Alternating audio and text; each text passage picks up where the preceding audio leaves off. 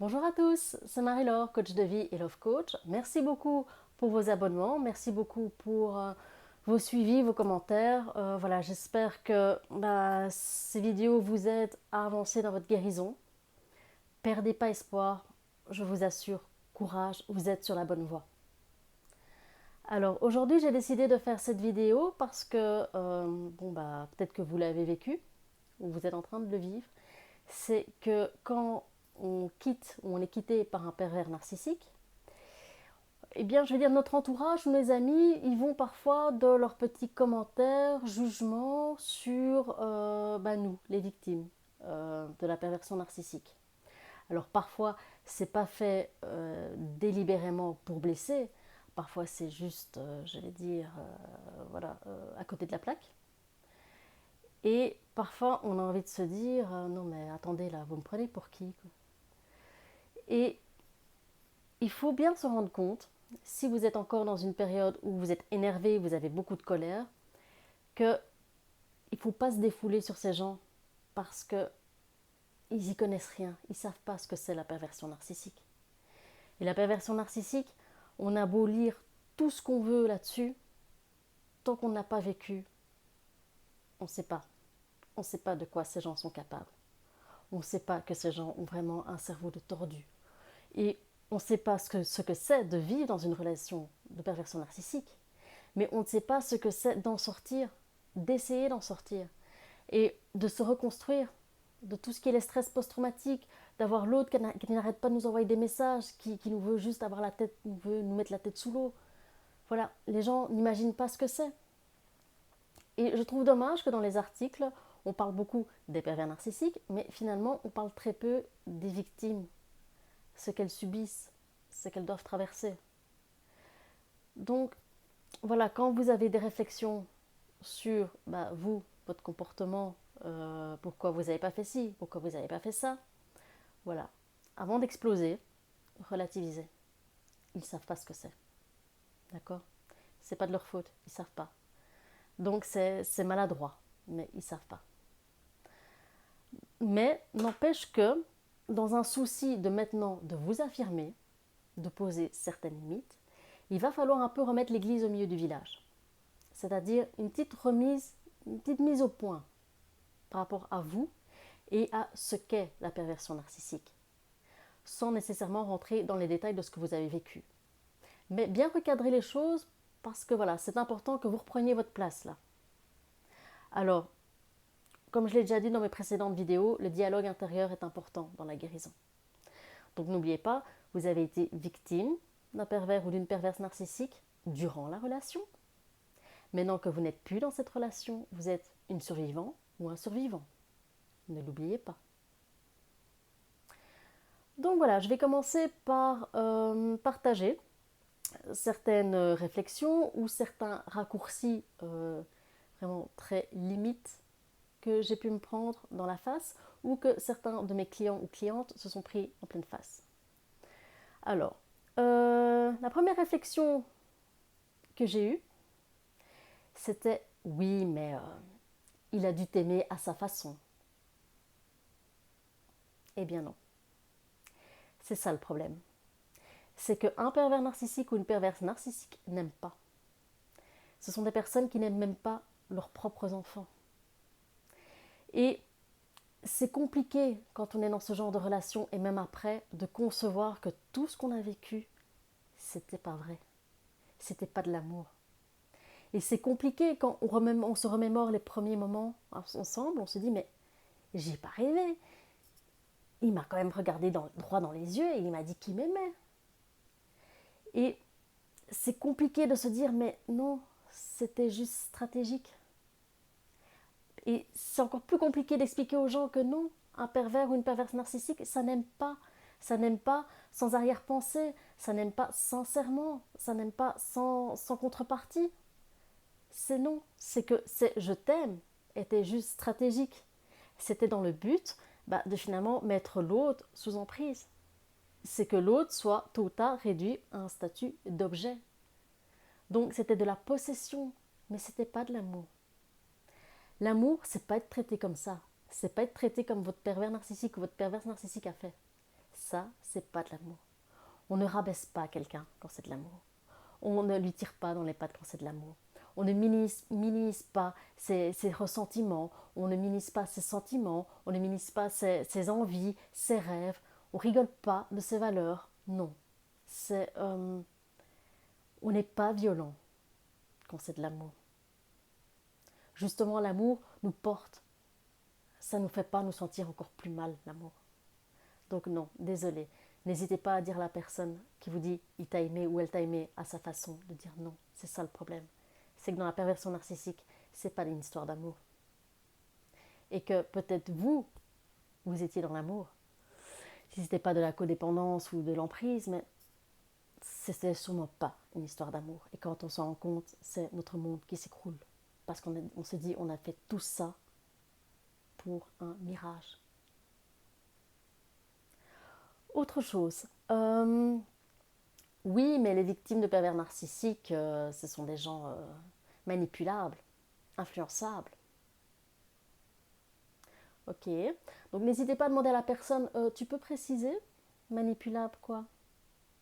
Parce que, désolé, mais quand on rentre dans une relation amoureuse, le principe d'une relation amoureuse, c'est d'à un moment donné lâcher prise et de faire confiance à l'autre. Donc oui, vous avez fait confiance, mais à la mauvaise personne. Donc oui, vous vous êtes livré, puisque quand on veut construire quelque chose, on se livre à la mauvaise personne, à une personne qui a tout retourné contre vous. Et il faut expliquer à ces gens que la manipulation n'a pas été utilisée grossièrement comme un manipulateur. Non, un manipulateur pervers narcissique ou une manipulatrice perverse narcissique est subtil. Ça va être vraiment fin comme jeu. Ça va être vraiment être sournois. Il va falloir un certain temps avant de se rendre compte qu'en fait, il nous manipule avec ce qui nous blesse. Ou on est manipulé avec les mots qu'on veut entendre à ce moment-là. Il faut dire aux gens, voilà, la manipulation fait partie du processus de la perversion narcissique. Mais elle se fait de façon subtile. Et elle ne se fait pas au hasard. Elle va se faire à un moment donné où on va être en période de faiblesse. Parce que oui, à un moment donné, on perd son énergie dans la relation avec un pervers ou une perverse narcissique. Et que la manipulation va se faire à un moment donné où on aura peut-être besoin de preuves qu'il ou elle tient à nous. Donc voilà, c'est pas une manipulation grossière comme on pourrait dire, voilà, quelqu'un qui essaie de vous vendre des encyclopédies, des trucs comme ça. C'est vraiment subtil. C'est même difficile à décrire tellement qu'ils sont forts dans la manipulation. Et qu'en plus, ils sont forts pour nous faire croire à leurs mensonges. Autre aussi, petite réflexion que j'ai entendue, c'est que oui, mais voilà, les victimes de pervers narcissiques, c'est des gens naïfs, hein. C'est un peu des gens un peu bébêtes. Hein. Wow. Non, bah non, justement, non. Non, parce que les études cliniques ont prouvé que justement les victimes de pervers narcissiques, ce sont des gens intelligents. Et les pervers narcissiques ont besoin de personnes intelligentes. Des personnes qui, chaque fois, se creusent les méninges pour essayer de trouver du rationnel où il n'y a pas de rationnel. D'essayer de justifier l'irrationnel. Parce que sinon, c'est pas amusant pour un pervers narcissique. Si le pervers ou la perverse narcissique a devant elle quelqu'un qui est là, qui dit amène à tout, qu'il n'y a pas de contradiction à certains moments, où il n'y a pas la personne qui lui dit attends, mais c'est pas ce que tu m'as dit. Ou la personne qui n'est pas en discussion pour mettre un petit peu les choses au clair en disant mais attends, ça va pas. C'est pas amusant pour un pervers narcissique. Mais non. Le pervers narcissique se nourrit de l'énergie de la personne, en plus dans ses conflits, où il peut montrer sa supériorité. Donc, vous pensez bien que quelqu'un qui est dans la perversion narcissique, qui est dans ce jeu de jouissance, de pomper l'énergie de l'autre, s'il n'y a pas de dialogue, si l'autre dit amène à tout, ça ne l'amuse pas. Donc, les pervers narcissiques n'aiment pas les gens stupides. Et c'est aussi important pour eux d'avoir quelqu'un qui ait une certaine intelligence, parce que justement, les gens intelligents, qu'est-ce qu'ils font? Ils s'adaptent. Ils analysent, ils décortiquent, ok, et ils s'adaptent pour pouvoir justement améliorer une situation. Les gens stupides, ils ne se posent pas de questions. Donc voilà, non, ce ne sont pas des gens stupides, les victimes de pervers narcissiques. Autre croyance, autre fausse croyance, c'est que oui, les victimes de pervers narcissiques, ce sont des gens qui ont un lourd passé, hein, c'est limite cassos. C'est des gens qui ont connu des grands drames et qui sont fragilisés. Pas nécessairement, non. Parce qu'il ne faut pas avoir vécu de grands drames, des choses très graves pour tomber dans les griffes d'un pervers narcissique. Parce que peut-être que certains d'entre vous se sont dit mais pourquoi est-ce que je devrais voir un psy? J'ai jamais eu de drame dans ma vie, mes parents sont encore mariés, j'ai pas eu de blessures, j'ai pas eu d'abus, et ils ont quand même été voir un psy. Et là, il y a eu tout un travail où il a fallu trouver qu'est-ce qui pourrait expliquer qu'ils ont été dans une relation de perversion narcissique. Et parfois, ça saute pas aux yeux. Voilà, il y a parfois le problème que je vous avais déjà expliqué où la mémoire cache certaines choses, mais aussi il y a parfois des choses où on ne se doute pas que ça peut créer chez nous des problèmes. Je parle par exemple si vous avez eu sous vos yeux un exemple de mode de fonctionnement entre mari et femme, vous avez vu vos parents se comporter comme ça, vous vous êtes peut-être dit, voilà, c'est ça les relations amoureuses. C'est un qui s'écrase tout le temps et l'autre qui fait ce qu'il veut. Donc voilà, non, les personnes qui sont victimes de pervers narcissiques ne sont pas des gens qui ont vécu nécessairement de grands drames. Non. C'est une fausse croyance de croire aussi que les pervers narcissiques, ils attendent leurs futures victimes aux sorties des hôpitaux psychiatriques, quoi. Il faut arrêter, quoi. Il faut arrêter le cliché. Non. Parce qu'un pervers narcissique ou une perverse narcissique a besoin de quelqu'un qui est justement une énergie. D'ailleurs, rappelez-vous, quand vous avez rencontré votre pervers ou perverse narcissique, vous n'étiez pas un moment dans votre vie, le moment où vous étiez le plus mal. Vous étiez sûrement dans une bonne période de votre vie. Vous aviez une bonne énergie, vous avez envie de faire plein de choses, tout se passait bien professionnellement. Si vous étiez moche, stupide, sans job et en plus sans un sou, mais laissez tomber, jamais vous n'auriez attiré un ou une pervers narcissique. Jamais. N'oubliez pas que ce sont des gens qui sont dans l'image. Donc ils ne vont pas se mettre avec n'importe qui. Donc voilà, remettez bien les choses au clair. Donc non, vous n'étiez pas un cas sauce. Vous n'étiez pas quelqu'un qui a vécu des grands drames nécessairement. D'accord? Autre croyance. Pas plutôt croyance, mais réflexion qu'on m'a faite. Oh, je trouvais que tu avais de la chance. Enfin, en tout cas, avec nous, il a toujours été charmant. Vous avez peut-être pu aussi vous prendre la réflexion. Ah bon? Ça m'étonne parce que ça avait l'air d'une fille super sympa. Oui, même ça, c'était calculé. Donc il faut brièvement expliquer aux gens que, mais en fait, c'est ça qui fait que c'est difficile de voir un pervers narcissique en société pour les gens. Parce qu'ils portent un masque. Ah, ils sont adorables pour l'entourage, ils ont le masque. Ce sont des caméléons, ils s'adaptent en fonction du public qu'ils ont devant eux. Et c'est pas par simple plaisir qu'ils sont sympas avec ces gens. C'est à nouveau, c'est calculé.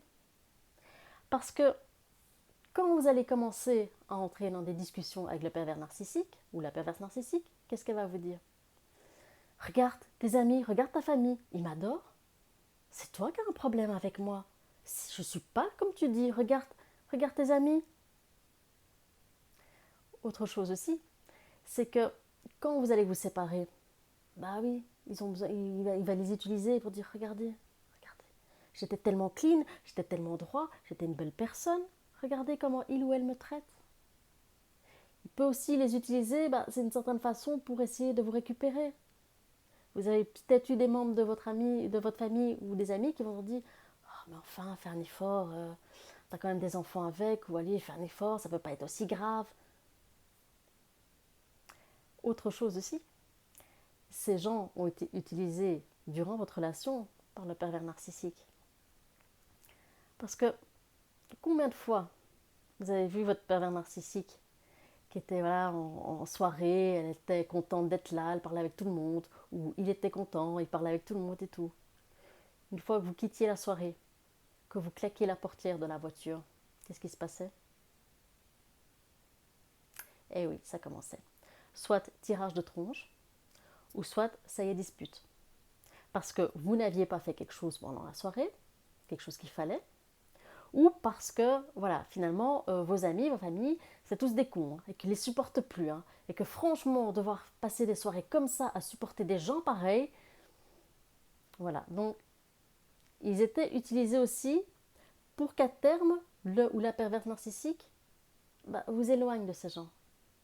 Parce qu'ils voulaient que vous fassiez l'assemblage de, ok, si je vois ces gens, ça va de nouveau être des discussions. Donc, j'ai pas envie de les voir. C'est ça qu'ils voulaient comme raccourci. Et il les a peut-être aussi utilisés, vous êtes peut-être tombé sur des conversations en soirée où vous voyez votre pervers narcissique qui essayait de grappiller des informations sur vous, qui parlait d'une histoire que vous lui avez racontée et qui, voilà, vous sentiez qu'il cherchait des informations. Et oui, c'était pour avoir encore plus de détails sur votre vie afin de vous manipuler. Et aussi, accessoirement, connaître ces gens. Vous avez remarqué que les pervers narcissiques, ils font vite le résumé des personnalités des gens. Ils savent vite. Et toujours dans un souci de vous manipuler, ils vous ont peut-être dit, oui, mais tu vois là, ceux-là, tu penses que c'est des amis, mais non, ils sont jaloux, parce que si, parce que ça, parce qu'il y a eu cette histoire-là. Donc tout ça, ils ont servi à vous manipuler. Mais voilà, résumé que c'est pas parce que vous étiez un beau couple, c'est pas parce que vous aviez une belle maison, c'est pas parce que vous étiez un couple qui était déjà ensemble depuis des années que forcément c'était un couple où il se passait de belles choses. Et il faut aussi dire aux gens que voilà, vous n'aviez pas non plus envie de tout raconter à l'époque. Autre petite phrase que vous êtes peut-être prise, c'est oui mais bon, si c'était aussi grave que ça, pourquoi t'es pas parti plus tôt? Ou pourquoi c'est pas toi qui l'as quitté? Waouh! Genre l'idée que vous n'avez jamais eue durant la relation, quoi, quitter l'autre. Alors, n'hésitez pas à préciser que la perversion narcissique, les pervers narcissiques utilisent les mêmes techniques que dans les sectes. Le love bombing, le gaslighting, les mensonges, la manipulation affective, et que c'est ce jeu de chaud-froid. Et que, oui, vous aviez pensé à le ou la quitter, mais que le problème, c'est que dans une relation de perversion narcissique, c'est qu'on vacille toujours entre des sentiments, des sensations extrêmes et contradictoires. À tel point qu'à un moment donné, on est désorienté. On ne sait pas, on ne sait plus. On a perdu notre personnalité. Et quand le pervers ou la perverse sent qu'on va lâcher prise, qu'on va se dire ok maintenant ça suffit, et bien ils reviennent avec leur visage de prince charmant ou de princesse. Donc voilà, bien sûr que vous aviez pensé à le quitter, bien sûr que vous avez pensé à la quitter, mais c'est comme si vous aviez envie mais que vos pieds étaient dans du béton. C'est ça le problème de la perversion narcissique. Et en plus, les pervers narcissiques nous font croire qu'à l'extérieur, c'est tous des méchants. C'est un monde cruel. Et que même s'ils vont vous dire qu'ils ont leur caractère,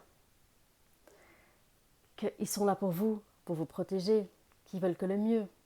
Donc c'est pour ça qu'on a peur quand on est avec eux, on n'est pas bien quand on est avec eux, mais parfois on a peur aussi d'être sans eux, tellement ils nous ont vendu que le monde extérieur était un monde de pourris, un monde de requins.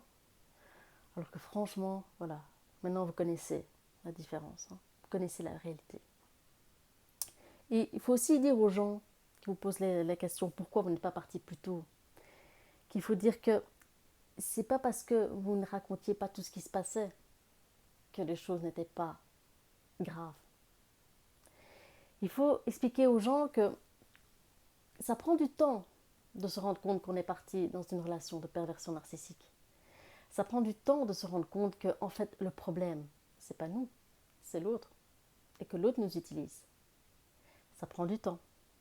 Ça prend du temps de se dire quand on est parti dans une relation d'emprise et qu'on est solidement dans la merde parce qu'on a peut-être des enfants, parce qu'en plus on a peut-être un crédit, parce qu'en plus la situation financière ne permet pas que vous partiez. Donc voilà, il y a plein de choses à dire. Et il faut aussi expliquer aux gens qu'il y a des moments où on veut juste garder la face. Voilà, on sait qu'il y a des choses qui ne vont pas. On sait que par moments, le masque du PN glisse aussi en société. Si vous êtes déjà depuis des années, voilà, il y a certains amis qui vont peut-être faire des réflexions, peut-être regarder, parce que voilà, il y a certains moments, le masque du PN a glissé et ils ont entendu des choses. Mais on a besoin d'avoir ce sentiment que tout va bien, de rendre l'image aux gens que tout va bien. Et que, oui, on ne dit pas tout, et que c'est une relation, comme je vous ai déjà dit, où on vacille. Et que oui, c'est pour ça que parfois, on a eu des comportements qu'ils n'ont pas pu comprendre. Il y en a peut-être certains qui vous ont dit, oui, mais un jour tu veux le quitter, puis l'autre jour tu fais semblant que tout va bien. Mais c'est ça le problème de la relation de la perversion narcissique, c'est ça. C'est qu'à un moment donné, on ne sait plus. On est à la limite de la folie. Et si les gens vous disent, oui, mais enfin, pourquoi t'en as pas parlé? Mais il faut se rendre compte de tout ça. Il faut l'accepter. Ça fait mal de l'accepter. Et aussi dire aux gens, oui, mais les moments qu'on passe avec ces gens sans pervers narcissique, c'est des moments où c'est des bouffées d'oxygène. C'est des moments où on se recharge, où on a le sentiment qu'on a notre vie qui est encore normale. Et on veut en profiter parce qu'on sait que quand on va rentrer à la maison, on va s'en prendre plein la tronche. Elle va nous faire payer ce moment de liberté. Donc on veut juste en profiter. On ne veut pas parler du pervers narcissique. On veut pas. On veut juste profiter de nos amis. Donc, autre chose aussi, c'est que vous allez parfois avoir des gens qui vont vous montrer un message en disant c'est un PN, hein, c'est un PN. Non, non, non. Comment tu veux que je pose un diagnostic comme ça sur un message? Il faut expliquer que un pervers narcissique, c'est un processus, c'est un dysfonctionnement. Et qu'on ne juge pas quelqu'un qui est pervers narcissique sur juste un message. C'est ce qu'il y a eu avant, c'est ce qui se passe pendant, c'est ce qui se passe après ce message qui compte. Donc, la seule chose que vous pouvez dire à la personne, c'est écoute, si t'es pas bien, c'est que t'es sûrement dans une relation qui est devenue toxique, donc te pose pas de questions et pars. N'attends pas d'avoir la confirmation que c'est bien un pervers narcissique. Ça vaut pas le coup. Pars. C'est tout. Autre chose aussi. Et ça, c'est revenu ce week-end, parce que j'ai lu un article dans un magazine de féminin, donc qui n'était pas psychologique, mais un truc où je suis restée. C'est apparemment, il y a des signes astrologiques qui ont plus de chances d'être PN. Alors, euh, donc chacun est libre de croire ce qu'il veut, hein, mais voilà, on est clair, la perversion narcissique, c'est pas un trait de caractère. La perversion narcissique, c'est un dysfonctionnement.